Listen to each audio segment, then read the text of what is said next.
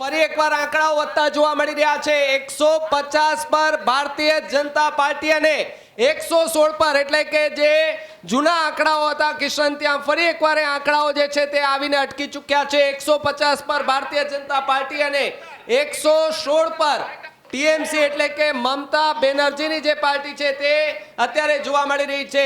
ત્યારે સત્તા ગુમાવે તેવી પૂરેપૂરી શક્યતાઓ જે છે તે અત્યારે મમતા બેનર્જીની જે સરકાર છે તે જોવા મળી રહી છે।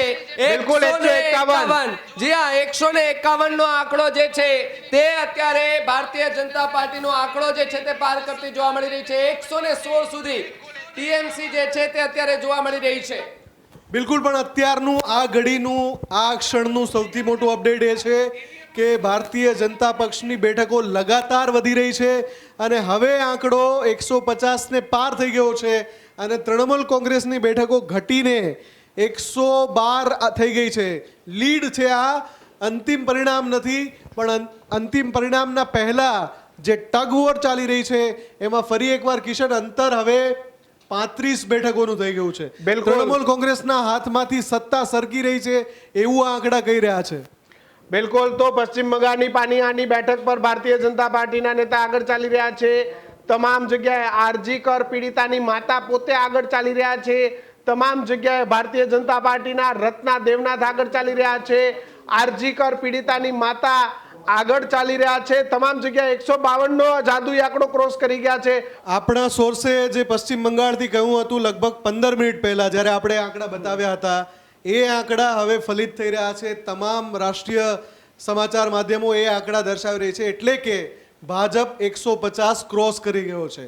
પશ્ચિમ બંગાળમાં ફરી એકવાર ભવાનીપુરથી મમતા બેનર્જી પાછળ થઈ ગયા છે અને ભાજપ 150 નો આંકડો ક્રોસ કરી ગયો છે।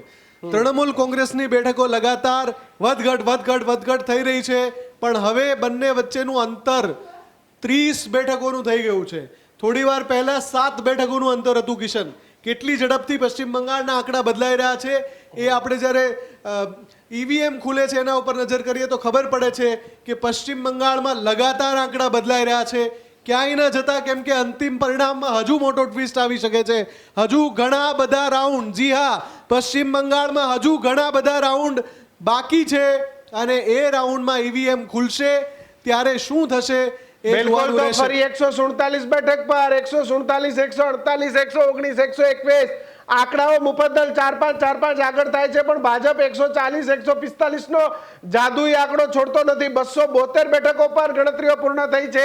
293 માંથી 272 બેઠકો પર રુઝાન આવી ગયા છે। હજુ નંદીગ્રામથી ફરીથી શુભેન્દુ અધિકારી આગળ નીકળી ચૂક્યા છે। મોટા ઉલટફેર નંદીગ્રામ બેઠક પરથી 3100 વોટથી, એટલે ક્યાંય કોઈ ક્લીન આંકડાઓ નથી કે ભાઈ 10-15 હજાર વોટ મળી જાય એવા આંકડાઓ ક્યાંય નથી। કિશન, આપણે ભવાનીપુર જે બેઠક છે જેના ઉપર આખા દેશની નજર એટલા માટે છે કે સૌથી મોટી ટગવોર, સૌથી મોટી અહમની લડાઈ જે ચાલી રહી છે એ પશ્ચિમ બંગાળની 159 ક્રમાંકની ભવાનીપુર બેઠક જે છે એના ઉપર છે। અને આ જે હું પરિણામ આપને બતાવી રહ્યો છું, આ જે આંકડા છે એ ઇલેક્શન કમિશનના આંકડા છે। 20 રાઉન્ડ છે અને ઇલેક્શન કમિશનના આંકડા અનુસાર 20 માંથી હજુ 2 જ રાઉન્ડ થયા છે, ત્રીજો રાઉન્ડ ચાલી રહ્યો છે। શુભેન્દુ અધિકારી 6000 મત એમને મળ્યા છે અને 1500 મતથી આગળ ચાલી રહ્યા છે। બિલકુલ, અને મમતા બેનર્જી જે છે એ 1500 મતથી અહીં પાછળ ચાલી રહ્યા છે।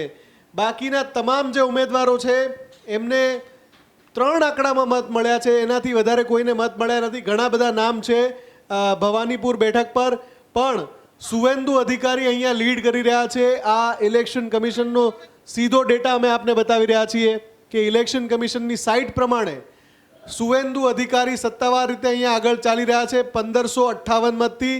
મમતા બેનર્જી ટ્રેલ કરી રહ્યા છે, પાછળ ચાલી રહ્યા છે 1558 મતથી। બિલકુલ, તો મિત્રો પરિણામોમાં મોટા ઉલટફેર જોવા મળી રહ્યા છે। ભાજપ ફરી એક વખત 150 સીટને ક્રોસ થયું છે।